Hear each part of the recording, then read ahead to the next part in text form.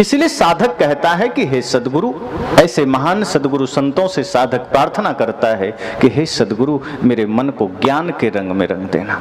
ये संसार तो तैयार खड़ा है, आप जहां देर करेंगे पता नहीं माया रंग ले, और एक बार माया के रंग चढ़ गए तो फिर कोई उतार नहीं पाता है, बहुत मुश्किल होता है। जन्म जन्मांतर उसी में पड़ना पड़ेगा, उसी में सड़ना पड़ेगा, चलना पड़ेगा। इसलिए हे सदगुरु, ऐसी कृपा करना कि हम पर ज्ञान का रंग चढ़ाना।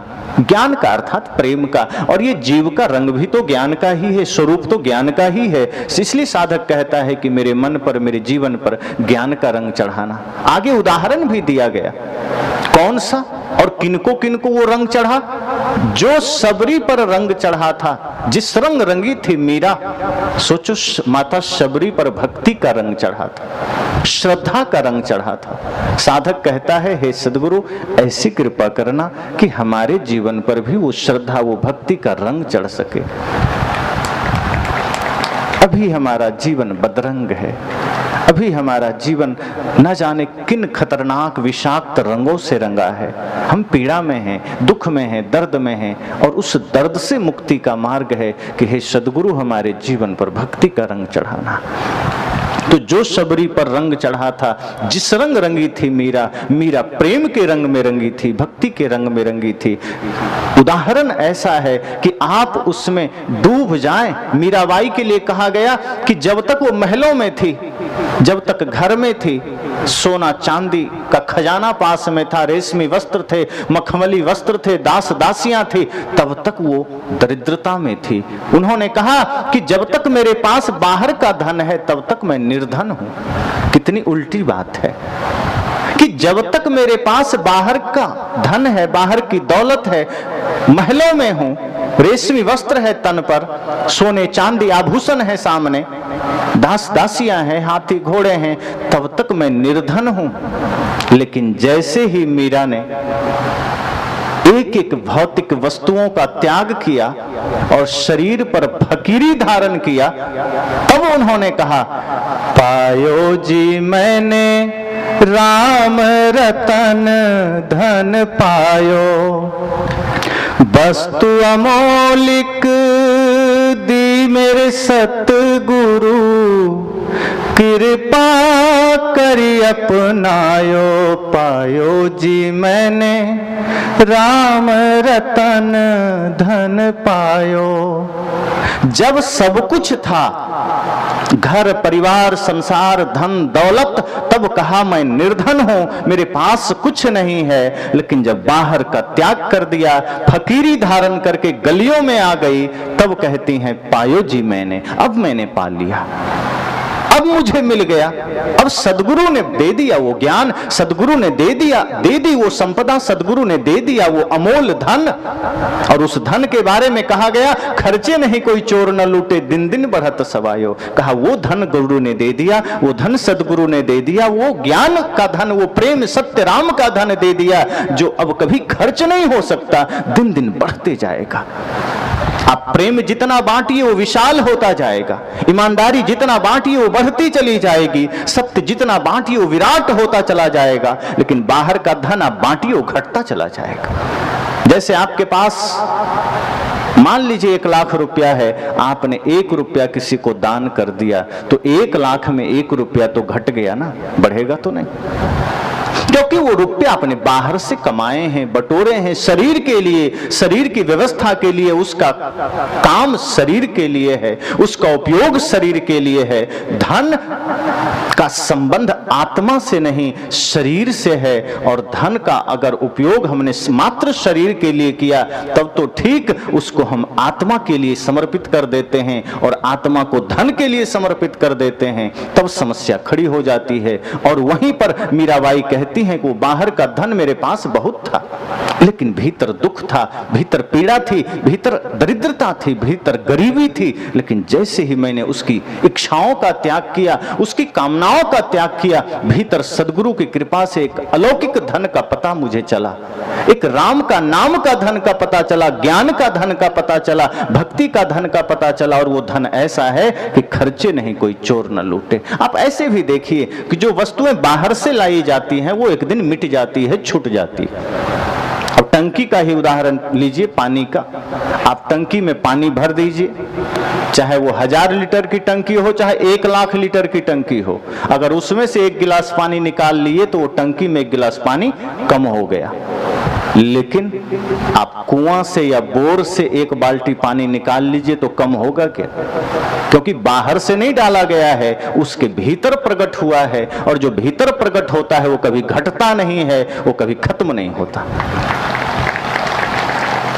मीरा ने कहा कि संसार का धन अगर बाहर से बटोरोगे एक दिन छूट जाएगा, मिट जाएगा, आप उसके होते हुए गरीब रहोगे। लेकिन जिस दिन सदगुरु की कृपा से आप प्रेम का धन भीतर उद्घाटित कर लोगे, जो धन आपके हृदय में भीतर प्रकट हो जाएगा, वो धन आपको अमीर बना देगा, धनवान बना देगा, वही धन आपको महत्वपूर्ण बना देगा। इसलिए मैंने कहा कि आप बाहर जो कुछ भी करेंगे उसका संबंध भीतर से बिल्कुल भी नहीं है, उसका संबंध बाहर की व्यवस्थाओं से है।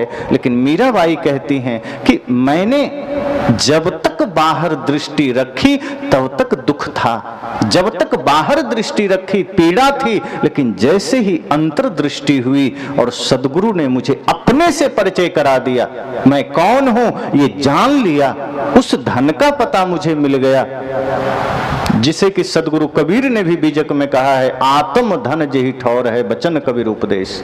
आत्म धन का पता जब हमें गुरु से मिल गया, अपना पता मुझे मिल गया, तब हम अमीर हो गए, धनवान हो गए। अब तक हम गरीब थे।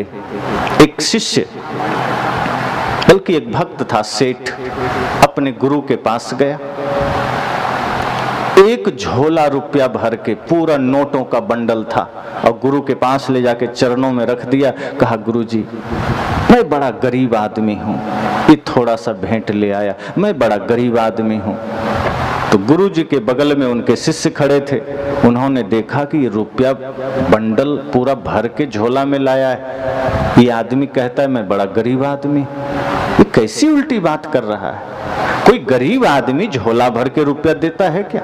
ये तो बड़ा सेठ मालूम पड़ता है। उसे लगा कहीं पागल तो नहीं। शिष्य था, गुरु तो था नहीं जिसके भीतर प्रतीकों का अर्थ समझ में आ जाए। उसने सोचा कि शायद ये पागल होगा, लेकिन जैसे ही वो गया गुरुजी से कहा, गुरुजी ये आदमी तो बड़ा समझदार था, लेकिन फिर भी ये पागलपन क्यों कर रहा था? रुपये का बंडल चढ़ा गया, इतने रुपये जो चढ़ा सकता है दान में, वो कहता है मैं बड़ा गरीब आदमी हूं। गुरुजी ने कहा कि तुम बाहर देख रहे थे, मैं उसके भीतर देख रहा था। वो बाहर से धन से अमीर है, लेकिन जिस वजह से उसने अपने को गरीब कहा, वो इस अर्थ में कि उसका कहने का तात्पर्य इतना ही था कि हे सदगुरु, ये बाहर का धन तो मेरे पास है, लेकिन इसके होते हुए मैं इसलिए गरीब हूं क्योंकि अभी मेरे जीवन में प्रेम का धन नहीं है, भक्ति का धन नहीं है, सत्य का धन नहीं है, और जिसके जीवन में प्रेम भक्ति का धन नहीं, वो गरीब ही होगा। तो मीराबाई ने प्रेम धारण किया, सत्य धारण किया, भक्ति धारण किया।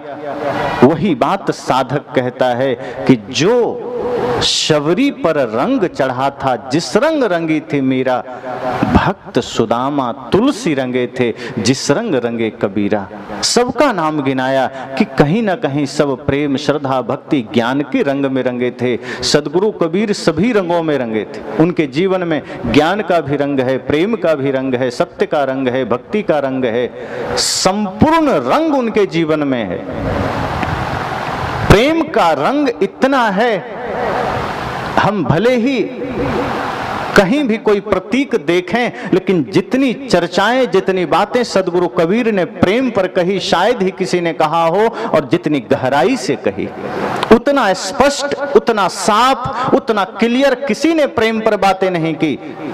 कल ही आपने सुना कि पोथी पढ़े पढ़े जगमुआ पंडित भयाना कोई।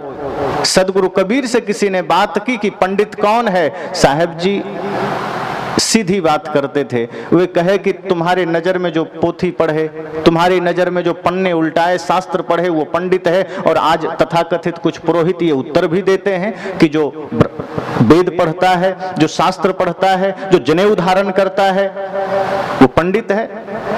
सदगुरु कबीर ने कहा ये सब छोटी मोटी बातें हैं, सच तो यह है कि 2.5 आखर प्रेम का पढ़े सो पंडित हो। जिसने प्रेम को जाना है, प्रेम को पढ़ा है, वही पंडित हो सकता है। ये बात सदगुरु कबीर ने कही। और सदगुरु कबीर ने यह भी कहा कि जब मैं था तब हरि नहीं, अब हरि है मैं नाय, प्रेम गलियती सांकरी जामे दो न समाए। ये कितनी बड़ी बात साहब ने चुटकी में कह दी। तो प्रेम पर भी, ज्ञान पर भी, भक्ति पर भी सदगुरु कबीर ने कहा। इसलिए साधक कहता है कि हे सदगुरु, मुझे ऐसे महापुरुषों के भांति अपने रंग में रंग लेना, अपने ज्ञान के रंग में रंग लेना, क्योंकि ये संसार बड़ा विचित्र है। थोड़ी सी असावधानी हुई कि माया अपने रंग में रंग लेगी और रंग ही रही है। हम थोड़ा सा सावधान होते हैं, दीक्षा भी ले लिए गुरु से, माला भी ले लिए, और थोड़ी असावधानी आई कि जीवन में माया का रंग चढ़ जाता है, क्रोध का, हिंसा का रंग चढ़ जाता है। कितने ऐसे लोग हैं जो गुरु से माला दीक्षा ले लिए फिर भी भाई से बंटवारा ले लेते हैं। कैसे? क्योंकि वो माया का रंग चढ़ा है। कितने ऐसे लोग हैं माला लिए हैं और तंबाकू भी रगड़ रहे हैं, क्यों? क्योंकि हम माया का रंग चढ़ा है, वो आदतों के हम गुलाम हो गए, नशा कर रहे हैं। कितने ऐसे लोग हैं हाथ में माला फेर रहे हैं और मुख से गाली दे रहे हैं। कितने ऐसे लोग हैं जो गुरु से नामदान ले लिए, गुरु का मंत्र प्राप्त कर लिए, सुबह उठे राम राम राम राम या जो भी गुरु ने मंत्र दिया कर रहा है, और जैसे ही पूजा संपन्न हुई, पूजा खत्म हुई, बाहर गया, बेटे को, भाई को, माँ को गाली दे के आ गया। अभी जिस मुख से राम राम कर रहा था उसी मुख से गाली आ गई। सोचो भीतर क्या है? जो भीतर है वही निकल गया, जो बनावटी था वो तो बाहर बाहर चल रहा था। असल में एक चीज और ध्यान देना कि जो स्वाभाविक आपके भीतर होगा, जो धन आपके भीतर होगा, जो संपदा आपने इकट्ठी की होगी, हर परिस्थिति में वही बाहर आएगा। बाकी जो सत्य या जो धर्म है, जो सद्गुण है, वो बड़ी मुश्किल से बाहर आएगा। जैसे किसी ने जैसे ही आपका अपमान किया, कभी आप सबने अनुभव किया होगा, किसी ने आपका अपमान कर दिया या किसी ने आपको गाली दे दी, उस वक्त स्वाभाविक आपके भीतर से क्या निकलता है? किसी ने गाली दे दी तो स्वाभाविक आपके भीतर से भी गाली ही निकलेगी, प्रेम नहीं निकलेगा। प्रेम के लिए सोचना पड़ता है, प्रेम के लिए मेहनत करनी पड़ती है, मीठा बोलने के लिए सोचना पड़ता है, सत्य बोलने के लिए सोचना पड़ता है, लेकिन झूठ बोलने के लिए, गाली देने के लिए, क्रोध करने के लिए आपको सोचना नहीं पड़ता। सामने से किसी ने गाली दी और भीतर से गाली निकल गई, फिर आप सोचते ओह मुझे नहीं देना था गाली, बेहोशी में थे, गाली निकल गई। आपने क्रोध किया, सामने वाले ने क्रोध किया, तुरंत बात बराबर हो गई, या सामने वाले ने क्रोध किया, आपने क्रोध किया। कई बार आप सोचते हैं मैं तो चाहता नहीं था क्रोध करना, पता नहीं कैसे हो गए। लोग कहते हैं मैं तो चाहता नहीं था गाली देना, मैं तो चाहता नहीं था बुरा बोलना, मैं तो चाहता नहीं था गुस्सा करना, पता नहीं कैसे हो गया। मतलब स्वाभाविक तो गाली ही निकली ना, स्वाभाविक तो प्रेम नहीं निकला। मतलब भीतर हमने क्या संजो के रखा है, भीतर हमारे हृदय में क्या इकट्ठा है, जो इकट्ठा है वही स्वाभाविक निकलेगा। और जो स्वाभाविक निकलेगा समझना कि अभी उसे मिटाना है। अगर वो गाली है तो, अगर वो बुरे विचार हैं तो, अगर वो गंदे विचार हैं उसे मिटाना है। और जिस दिन स्वाभाविक प्रेम निकलने लगे समझ जाना धर्म, अध्यात्म, ध्यान सब उतर गया। भगवान बुद्ध रास्ते में चले जाते हैं, किसी ने गाली दे दी, तो जरा देखना उनके विचारों के माध्यम से एक इमेजिन आप करिए कि भगवान बुद्ध को किसी ने गाली दी, किसी ने बड़ा बुरा बर्ताव किया और उनके चेहरे पर थोड़ी सी भी सिकन नहीं आई, बदले में मीठे वचन निकले। इतना निर्मल उनका हृदय है, इतना पावन, इतना करुणा से भरा उनका चित्त है कि सामने से कोई गाली दे तो भी अब हलचल नहीं होता, कोई उद्वेग नहीं होता। वो जिस स्थिति में है, जिस भावना में है, वो उसी में है। सामने से चाहे कोई आलोचना का पत्थर मारे, चाहे कोई गाली का दे, चाहे कोई निंदा का दे, बुद्ध के भीतर से वही शांति के शब्द बाहर आते हैं। गाली देने वाला भी सिर झुका देता है कि सामने कौन आ गया। तो जो स्वाभाविक है वही तो बाहर निकला। हमारे भीतर क्या स्वाभाविक है? आपके बच्चे थोड़ा ज्यादा बदमाशी करने लगे, आप तुरंत गाली निकाल देते हैं। भाई ने तो कुछ कर दिया ऊंच नीच, तुरंत गाली निकल गई। पत्नी से कुछ बोल हो गई, तुरंत गाली निकल गई। पिताजी से कुछ हो गया, तुरंत हम क्रोध में आ गए। मतलब बाकी सत्य, अहिंसा, प्रेम, करुणा सिर्फ बाहर चादर की भांति हम रखे हुए हैं। ये भक्ति हमने सिर्फ पर्दे टांग रखे हैं ताकि बाहर से दिखे कि हाँ ये पर्दा बढ़िया है, सत्संग का पर्दा है, ध्यान का पर्दा है, भक्ति का पर्दा है। पर जैसे ही पर्दा हटा तो भीतर कचरा मौजूद था। संत कहते हैं कि जो भीतर स्वाभाविक है वही बाहर निकलता है जल्दी में। और यही तो समस्या है जीवन की कि हमने वही धन संजो के रखा है, कचड़े को। हमने नफरत को ही हृदय में रखा है, हमने घृणा को रखा है। इसलिए तो नफरत होती है। कोई सफल हो गया उससे नफरत हो गई, कोई आगे बढ़ रहा है हमें उससे घृणा हो गई।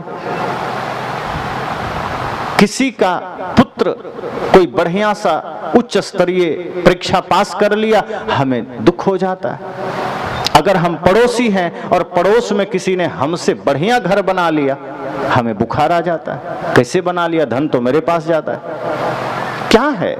आप सत्संग सुनते हैं, भजन करते हैं, गुरु से माला लिए, लेकिन वो माला बाहर बाहर चल रहा है, वो भजन बाहर बाहर चल रहा है। भीतर परिवर्तन नहीं आया, भीतर जागरण नहीं आया, भीतर होश नहीं जगा। सदगुरु से प्रार्थना करता है साधक कि प्रभु कृपा करना, गुरुदेव कृपा करना। ये माया तैयार खड़ी है, ये कभी आलोचना के रूप में, कभी निंदा के रूप में, कभी शिकायत के रूप में, ये ना जाने कब किसके लिए खड़ी हो जाए। और ऐसा नहीं है कि आपका ये व्यवहार किसी दूसरे के लिए होता है, अपनों के लिए ही होता है। दूसरे से तो कभी कभी सामना होता है, ज्यादातर समय तो अपने परिवार में ही बीतता है। ज्यादातर विवाद तो परिवार में ही होते हैं। और आज भारत की स्थिति यह है कि आप कोर्ट में जाएं, न्यायालय में जाएं तो ज्यादातर मामले परिवार के ही होते हैं, भाई भाई के ही होते हैं। वहाँ बहुत भयंकर मामले दूर दूर के कम होते हैं। ये पड़ोसी के मामले, जमीन के झगड़े, भाई भाई के झगड़े, गाली गलौज के झगड़े, इसी वजह से वहाँ डायरियाँ भरी पड़ी है और हम उसी में जीवन जी रहे हैं। इसी से हमारा जीवन, हमारा मन, हमारा आचरण सब रंगा हुआ है, हमारा विचार रंगा हुआ है। साधक कहता है प्रभु आप अगर देरी करेंगे तो ये संसार भयंकर है। कब हमें किस रूप में रंग ले कोई नहीं जानता, और हम फिर आलोचना में कब पड़ जाएं, कब निंदा में पड़ जाएं, कब घृणा में पड़ जाएं, कब ईर्ष्या में पड़ जाएं, पता ही नहीं चलता। कई बार ईर्ष्या करते करते, घृणा करते करते हमें होश भी नहीं रहता कि हम गलत कर रहे हैं, गलत सोच रहे हैं, गलत बोल रहे हैं, और बाद में पता चलता है। तो साधक कहता है प्रभु जो रंग इन महापुरुषों पर चढ़ा, वो रंग, वो ज्ञान का, वो प्रेम का, वो भक्ति का, वो सत्य का रंग हम पर भी चढ़ाना। आगे साधक कहता है काले पीले रंगों का है मेला ये जग सारा। का सदगुरु से प्रार्थना साधक का है कि हे सदगुरु यह पूरा जगत काले पीले नीले रंगों का मेला है। लेकिन ये रंग तो बड़े साधारण रंग हैं, ये रंग तो बड़े छोटे क्षुद्र रंग हैं, लेकिन आपका जो ज्ञान का रंग है वो सबसे निराला है, वो सबसे अलौकिक है, अद्भुत है। संसार में आप कहीं भी जाइए तो सब कुछ आपको मिल जाएगा। ना जाने किस रूप में आप जगत में जो कुछ भी खोजना चाहें ना चाहें, आपको चारों ओर, आपके चारों ओर सब जगह कहीं परिवार के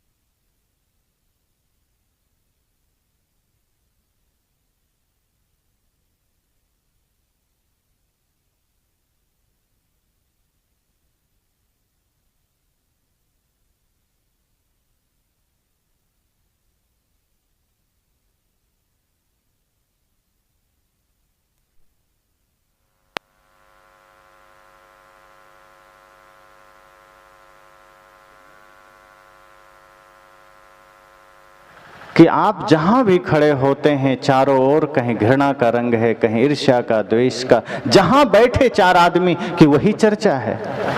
बहुत मुश्किल है कि दो आदमी कहीं इकट्ठे हों और राष्ट्र निर्माण की बातें सोचें, कि समाज निर्माण की बातें सोचें, कि जीवन निर्माण की बातें सोचें। जहां दो चार लोग इकट्ठे हो गए तो उसके बेटे की शादी है, उसका घर बन रहा है, उसका वो मुकदमे में फंस गया, उसका ये चर्चा, उसका ये, उसकी गाय खुल गई, उसका भैंस खुल गया, दुनिया भर की चर्चाएं चार आदमी में इकट्ठे हो गए।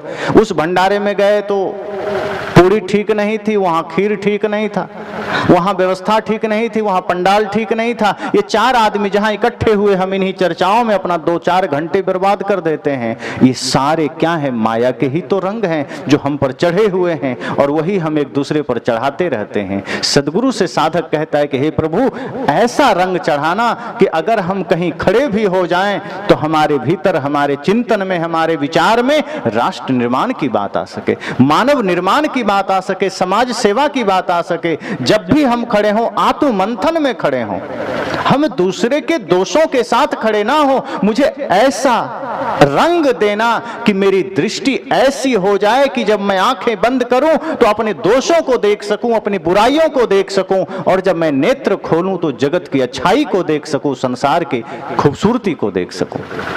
पर कितने लोग ऐसा करते हैं? आंखें बंद करते हैं तो देखते हैं कि मैं कितना बढ़िया हूं, और आंखें खोलते हैं तो देखते सब लोग कितने बुरे हैं। यही समस्या है कि उल्टी दृष्टि हो गई। अपने दोषों को देखने के बजाय हमने संसार को देखना चाहा, संसार के दोषों को देखना चाहा। और कोई उपाय नहीं है कि आप दूसरों के दोषों को मिटा सकें। एक ही उपाय था कि हम अपने दोषों को मिटा पाते, अपने भीतर की बुराइयों को देख पाते, अपने भीतर के अहंकार को देख पाते, अपने भीतर के समस्त कचड़े को साफ कर पाते। तो साधक ने कहा कि संसार तो न जाने कितने रंगों से रंगा है, न जाने कितने रंग हैं संसार में। ये बाहर के रंग की बात नहीं, ये काम, क्रोध, लोभ, मोह, अहंकार, छल, ईर्ष्या, द्वेष, तमाम रंग हैं, और ये समस्त सृष्टि के लोग उसी रंग में रंगे हैं। हे सदगुरु, मुझे वो रंग नहीं चाहिए। ये रंग हमें जन्म जन्मांतर तक दुख दिए हैं, ये क्रोध के रंग हमें कितनी पीड़ा दिए हैं। आप खुद सोचिए, अगर किसी के अंदर क्रोध की प्रधानता है। कई लोग कहते हैं कि गुरुजी, छोटी छोटी बात में हम चिड़चिड़ा जाते हैं, चाहते तो नहीं है क्रोध करना, लेकिन आ जाता है। बच्चे थोड़ा गलती करें, क्रोध आ जाता है। कोई मेरी बात नहीं सुना, क्रोध आ जाता है। पत्नी ने बात नहीं सुना, क्रोध आ जाता है। ये क्रोध बड़ा भयंकर है। कैसे, क्या करें? संत जन कहते हैं उसके लिए चिंतन करो, मंथन करो कि किस पर क्रोध करना और क्यों करना। जो आपको भी जलाए, जो आपको भी प्रताड़ित करे, और जिस वजह से दूसरे भी जलें, वो क्रोध रूपी जहर को, विष को क्यों रखना अपने पास। एक आदमी ने कहा, चाहते तो हैं, छूटता नहीं है। क्रोध छोड़ना चाहते हैं, माया छोड़ना चाहते हैं, छल छोड़ना चाहते हैं, छूटता नहीं है। संत ने कहा, तुम उसे क्रोध समझोगे तब तो। क्रोध को तुम जहर मानते ही नहीं, क्रोध को अपना मित्र मानते हो, अहंकार को अपना परिवार मानते हो, तो कैसे छूटेगा? कहा नहीं नहीं, ऐसा नहीं है, मैं तो चाहता हूं क्रोध छूटे। संत ने कहा, अगर जिस दिन तुम क्रोध को विष समझ लोगे, अपना दुश्मन समझ लोगे, उसी क्षण क्रोध छूट जाएगा। अब जैसे आप आंगन में बैठे हो और अचानक छप्पर से आपके गोद में कोई जहरीला सांप गिर जाए, तब आप किससे पूछेंगे सांप को रखें या फेंक दें? पूछेंगे किसी से? तुरंत फेंक देंगे झटके के साथ, कि पूछने जाएंगे कि पहले पूछें सरपंच साहब से कि सांप गोद में गिरा है, फेंकें कि नहीं? कितने लोग पूछने को राजी हैं? आप एक बार में झटका देके बचना चाहेंगे कि सांप है, पता नहीं काट लेगा। जिस दिन क्रोध को सांप समझ लेंगे, किसी से पूछने भी नहीं जाएंगे। जिस दिन लोभ को आपने जहर समझ लिया, विष समझ लिया, जिस दिन लगेगा कि ये काम, क्रोध, लोभ, मोह सांप की भांति है, मुझे डस लेंगे और मेरी आध्यात्मिक हत्या कर देंगे, उस दिन आप उसे खुद फेंक देंगे, पूछने भी नहीं जाएंगे। अभी पूछने जा रहे हैं, मतलब पूरा भरोसा नहीं कि आप उसे जहर समझ रहे हैं। जैसे आप चाय पीते हैं ना, आप चाय पी रहे हैं, लेकिन पहला घूंट से पहले पड़ोस में कोई खड़ा हो और कह दे कि इसमें कहीं जहर तो नहीं मिला है, आप कप सहित फेंक देंगे। हालांकि वो ऑलरेडी पहले से जहर है, लेकिन आप पी रहे हैं। लेकिन कोई कह दे कि इसमें वास्तव में वो जहर है जो क्षण भर में प्राण ले सकता है, कितना भी कीमती चाय हो, पैसे देकर आपने लिया है, आप कप सहित फेंक देंगे। मतलब क्या कि जब पता ही चल गया कि वो जहर है तो कौन पिएगा भाई। सदगुरु कहते हैं कि आप क्रोध भी छोड़ सकते हो, अहंकार भी छोड़ सकते हो, पता तो आपको हो कि ये सच में विष है, अभी तो आप परिवार मानकर जी रहे हैं। श्री कृष्ण ने अर्जुन से यही तो कहा था कि ये दुर्योधन, ये कर्ण, ये जितने भी कौरव की सेना है, दुशासन, धृतराष्ट्र, ये सब तुम्हारा दुश्मन है। तुम इसे परिवार मान रहे हो, ये तुम्हारा दुश्मन है। और कोई बाहर का दुशासन नहीं था, वहां कोई बाहर का दुर्योधन भी नहीं था। श्री कृष्ण ने कहा कि तुम्हारे भीतर जो ये अहंकार का दुर्योधन है, तुम इसे अपना परिवार न समझना। तुम्हारे भीतर जो दुराचार का दुशासन है, इसे अपना परिवार न समझना। तुम्हारे भीतर जो वासना का धृतराष्ट्र है, उसे अपना परिवार न समझना। तुम्हारे भीतर जो कुंठा का कर्ण है, उसे अपना परिवार न समझना। ये तुम परिवार समझ करके इससे तुम साठगांठ कर रखे हो, और ये क्रोध, ये अहंकार, ये दुराचार, ये कुंठा तुम्हें कुंठित करते चली जा रही है, तुम्हें पीड़ित करते चली जा रही है। इसलिए अर्जुन, जाग जाओ, ये काम, क्रोध, लोभ, मोह की सेना है, और इस पर जब तक तुम ज्ञान का अस्त्र उठा करके इसका संहार नहीं कर देते, तब तक भीतर शांति जागृत नहीं हो सकती। इसलिए अगर शांति रूपी द्रौपदी को सम्मानित करना है अपने हृदय में, तो ये अहंकार की सेना जो है खड़ी, इसे मिटाना पड़ेगा। इसी तरह संत कहते हैं, जिस दिन आप अपने विकारों को अपना जहर, अपना शत्रु समझ लेंगे, उस दिन उसे मिटा देंगे। अभी हम उसे परिवार समझते हैं कि मेरा ही है। अहंकार को हम पोषित करते हैं, अपनी कामनाओं को हम पोषित करते हैं, वो छूटेगा कैसे। छोड़ना है तो पहले विरक्ति भाव तो चाहिए, वैराग्य भाव तो चाहिए, उसमें दोष दर्शन तो चाहिए, और दोष है इसलिए दोष दर्शन करना है, झूठे नहीं करना।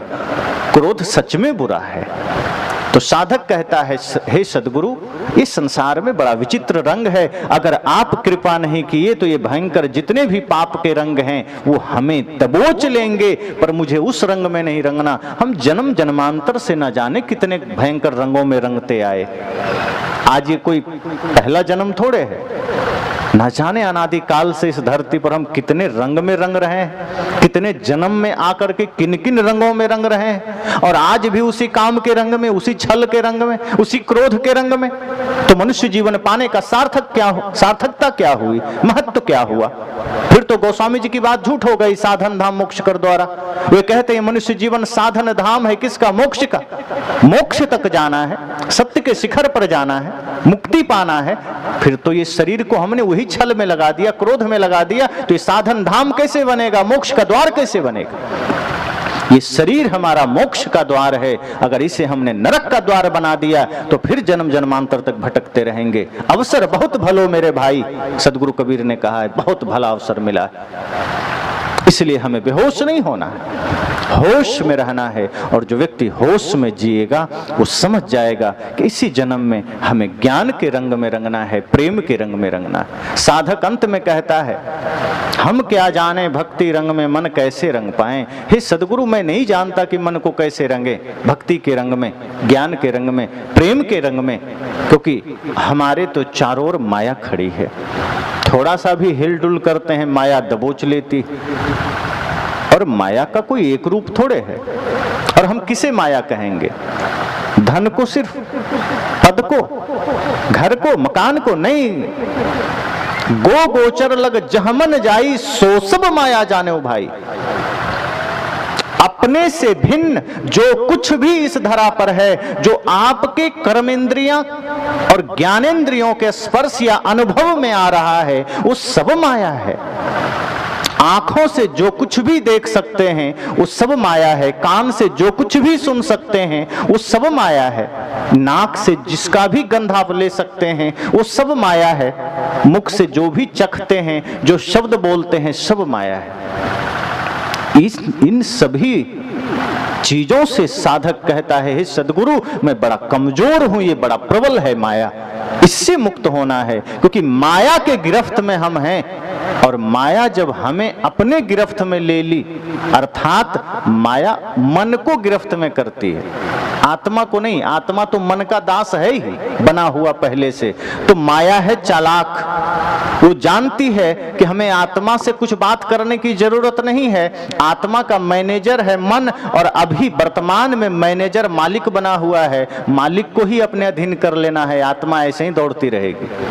तो माया है चालाक, हमारे ही मैनेजर को अपना शक्ति दे करके और हमारी ही शक्ति हमारे खिलाफ करके आत्मा को परेशान करती है माया।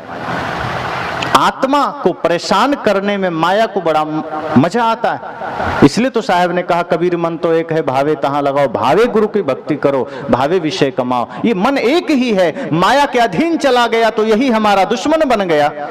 और जैसे ही सदगुरु संतों की कृपा से ध्यान के द्वारा, आत्मचिंतन के द्वारा हम धीरे धीरे मन को अपने अधीन करते हैं, यही मन हमारे सहायक बन जाता है, यही मन हमारा सहयोगी बन जाता है।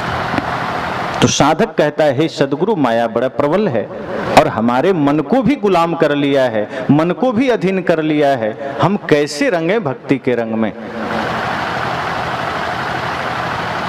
मन को भक्ति के रंग में कैसे रंगे।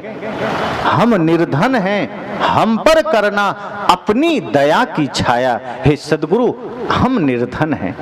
वही बात आ गई जो मीरा ने कहा था कि हम सब कुछ होते हुए गरीब हैं, निर्धन हैं, सब कुछ होते हुए हम दरिद्र हैं। साधक भी कहता है, हे सदगुरु बाहर तो बहुत कुछ है मेरे पास, सारा ऐश्वर्य है, लेकिन जब मैं आंखें बंद करके सोचता हूं तो लगता है किसी भी क्षण सब छूट सकता है और छूट जाएगा। और जब अपने भीतर झांकता हूं तो ये मेरा हृदय खाली खाली नजर आता है, कोई धन यहां नहीं है, सब बाहर पड़ा है जो मेरा है नहीं। जो होगा मेरे, जो मेरा होगा वो मैंने कमाया नहीं। जो प्रेम का धन, भक्ति का, सत्य का धन मेरा होना चाहिए वो है नहीं। हे सदगुरु कृपा करना, हम निर्धन हैं, हम पर करना अपनी दया की छाया। हे सदगुरु ऐसी कृपा करना कि हम धनवान बन सकें, ज्ञानवान बन सकें। सदगुरु कबीर से पूछा था ना किसी ने कि हे सदगुरु धनवान कौन है, धनी कौन है, राजा कौन है। अभी कोई पूछ दे कि इस पूरी दुनिया में सबसे ज्यादा धनी कौन है, तो अधिकांश लोग कहेंगे एलन मस्क, टेस्ला का मालिक, स्टारलिंक का मालिक, वही सबसे धनी है। और भारत में तो अंबानी का नाम आ जाएगा, टाटा बिरला का नाम आ जाएगा, अडानी का नाम आ जाएगा। पर सदगुरु कबीर से पूछा था, तो सदगुरु कबीर से जब किसी ने पूछा तो सदगुरु कबीर किसी सेठ का नाम नहीं लेते हैं, किसी राजा का नाम नहीं लेते हैं, बल्कि लोगों ने कहा भी कि हे सदगुरु मेरे नजर में तो कोई राजा है, बड़ा धनी आदमी, ये बहुत सारे सेठ नगर में हैं, बड़े धनी आदमी हैं। साहब ने कहा जिन्हें तुम धनी कहते हो वो धरती का सबसे नंबर 1 भिखारी होगा। लोगों ने कहा कैसे, कहा देखना कभी उन्हें मंदिर में। मंदिर जब जाते हैं बड़े बड़े धनपति सेठ तो मंदिर में जाकर के भगवान से कहते हैं प्रभु कृपा करना एक फैक्ट्री और लग जाए। अब जो मांग रहा है उसे तुम धनवान कहते हो। मांगने वाला कभी धनपति नहीं होता, वो भिखारी होता है। देने वाला धनपति होता है, जिसने देना जाना है। और तुम उन्हें धनपति कह रहे हो जो क्षण क्षण मांग रहा है। अब तुमसे नहीं मांगता, मंदिर में भगवान से मांगता है, हे हनुमान जी कृपा करना, हे राम जी कृपा करना, हे शिव जी कृपा करना, और धन बढ़ जाए, और नंबर 1 हो जाऊं, और संपदा बढ़ जाए। साहब कहते हैं वो नंबर 1 का भिखारी है, और जिसे तुम भिखारी कहते हो वास्तव में भिखारी है ही नहीं। अब बेचारा मंदिर के बाहर बैठ के कोई 2-4 रुपया मांग रहा है, हम उसे भिखारी कह देते हैं। वो भिखारी थोड़े, वो लाचार है, असहाय है, पेट भरने के लिए मांग रहा है। सदगुरु कहते हैं जो पेट भरने के लिए मांगे वो भिखारी नहीं, जो पेटी भरने के लिए मांगे वो भिखारी है। तो वो भिखारी है। सदगुरु कबीर कहते हैं कि मैं उसे धनवान कहता हूं, किसे, चाह गई चिंता मिटी मनुआ बेपरवाह, जिनको कुछ नहीं चाहिए वो ही शाहंशाह। साहब ने कहा जिसकी चाह मिट गई, मांग मिट गई, चिंता मिट गई, मन निश्चिंत हो गया, और जिसको कुछ भी नहीं चाहिए वही शाहंशाह है, वही सम्राट है। तो जो लोग गए थे उन्होंने कहा हम तो फिर गरीब आदमी है, कुछ दे ही नहीं सकते। आप कहते हैं जो देना जानता है वो सम्राट है, तो हम क्या दे सकते हैं? साहब ने कहा फिर तुम्हारी दृष्टि बाहर की है। अरे मैंने धन को ही देना है, कब कहा कि धन ही देना है? मैंने तो सिर्फ इतना कहा देना है, अब तुमने धन से अर्थ निकाल लिया। ठीक है, आपके पास धन का साधन है, धन की व्यवस्था है, धन से भी सेवा करो, लेकिन श्रेष्ठ सेवा सिर्फ धन का देना नहीं है। कहा तो फिर? कहा तुम किसी को मीठे वचन भी तो दे सकते हो, तुम प्रेम भी तो दे सकते हो, तुम ईमानदारी भी तो दे सकते हो, सत्य वचन भी तो दे सकते हो। कहा तो इसे देने में कौन सा पैसा लगता है? ये तो दे दो। और जो प्रेम देना जान गया वो हो गया धनवान, हो गया दाता। साहब ने कहा इसलिए साधन 3 हैं, तन है, मन है, वचन है। अब इससे तुम किस तरह सेवा करते हो समाज का, वो तुम पर निर्भर है। क्योंकि धन से तो अक्सर हम कर देते हैं, थोड़ा थोड़ा तन से भी कर देते हैं। तन से कर दिए, धन से कर दिए, पर मन से, वचन से हम उससे नहीं कर पाते। उससे हम झुंझला जाते हैं, चिड़चिड़ा जाते हैं। अब कहीं ऑर्केस्ट्रा का कार्यक्रम हो, नाच नौटंकी का कार्यक्रम हो, और कोई आपसे चंदा ना मांगे तो खुद खुजली होती है, हमसे नहीं लिया। अरे 5,000 हमसे ही ले लो, 10,000 ले लो, बढ़िया कराओ, अच्छा लाना नाचने वाले को। लेकिन कहीं सत्संग करने वाले पहुंच गए द्वार पर तो बुखार चढ़ जाता है कि पता नहीं कितना देना पड़ेगा। अब चुपके से किसी को भेजेंगे कि जाओ 500-100 रुपये लिखा दो, हो गया। तो जब सत्य के लिए देना हो, धर्म के लिए देना हो, पुण्य प्रताप के लिए देना हो, तो हमारा मन कहता है देने को नहीं।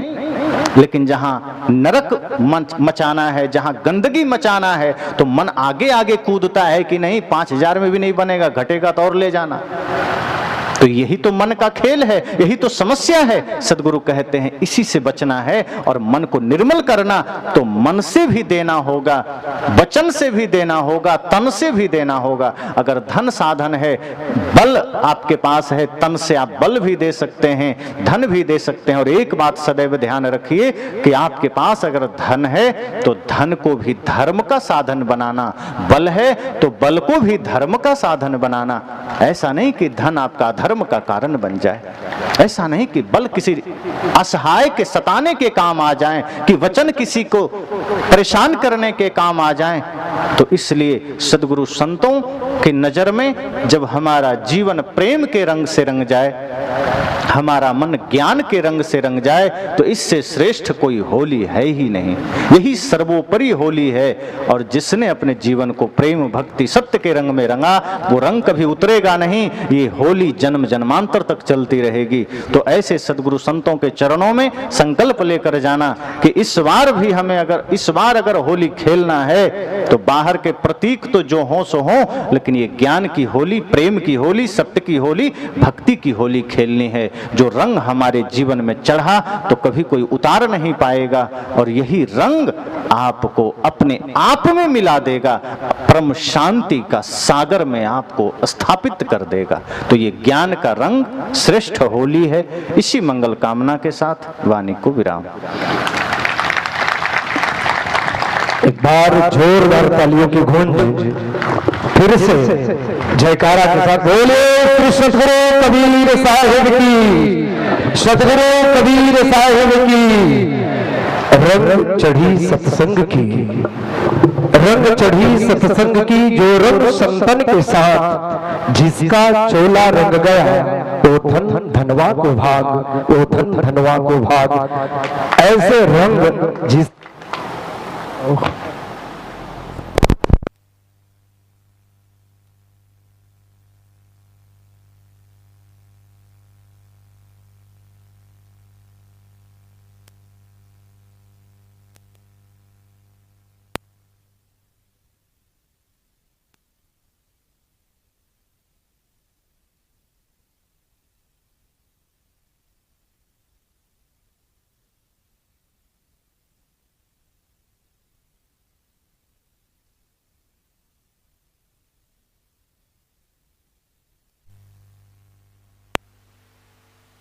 हेलो हेलो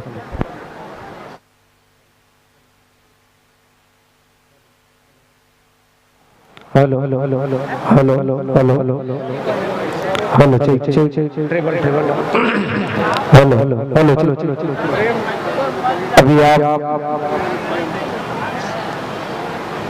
श्रवण लाभ ले रहे थे हमारे बीच मंजा सिंह परम श्रद्धेय संत श्री रणजीत साहिब जी जमुई बिहार अखिल भारतीय सदगुरु कबीर संत सम्मेलन की इस फाल्गुन महोत्सव में पधारे। निश्चित ही मैं यही कहूंगा कि जब अपनापन होता है तो अपनों के बीच जो आकर्षण जो होते हैं निश्चित ही वो आकर्षण का केंद्र होता है जो सचमुच में बिना कहे बिना बया कहे परिलक्षित होता है। और इसीलिए मैं कहता हूं कि हमारे दूर से ही अपनों की आहट पहचान लेते हैं, हम दूर से ही अपनों की आहट पहचान लेते हैं, चेहरे देखकर दूसरों की फितरत जान लेते हैं। प्रथम सत्र में हमारे साहिब जी कह भी रहे थे धर्माधिकारी साहिब जी कि अब मुख्य प्रवक्ता की प्रवचन सुनने के सब आतुर हैं और हम सबकी फितरत जान रहे हैं। इसलिए बहुत ही संक्षिप्त में हमारे अधिकारी साहिब जी अपनी वक्तव्य विराम देकर के साहिब जी को समय दिए। तो मैं यही कहूंगा कि दूर से ही अपनों की आहट पहचान लेते हैं, चेहरे देखकर दूसरों की फितरत जान लेते हैं। हम तो देखे नहीं थे उन निर्गुणिया संत को, पर आपको ही हम सदगुरु कबीर साहिब मान लेते हैं, आपको ही हम सदगुरु कबीर साहिब मान लेते हैं। इसी सद्भावना के साथ बहुत ही दिव्यतम और अप्रतिम भाव के साथ हम सबकी संचेतना को संचेतित करने के लिए, जागृत करने के लिए हमारे बीच ये साहिब जी का शुभागमन बड़े ही हम सब धन्य हुए। आप